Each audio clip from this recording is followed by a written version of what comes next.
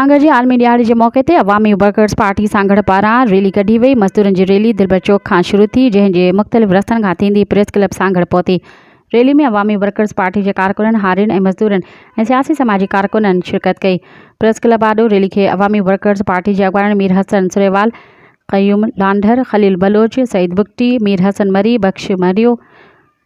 बख्श मुंगरियो ऐं ॿियनि ख़िताब कयो। जॾहिं त अॼु सॼी दुनिया में शिकागो जे शहीदनि जो ॾियारो मल्हाए पियो वञे, पर बदकिस्मती सां पाकिस्तान में शिकागो जे शहीदनि जे मज़दूरनि लाइ जिदोजहद कई आहे, पर अॼु बि बुनियादी सहूलियतुनि ऐं हक़नि खां महरूम आहिनि।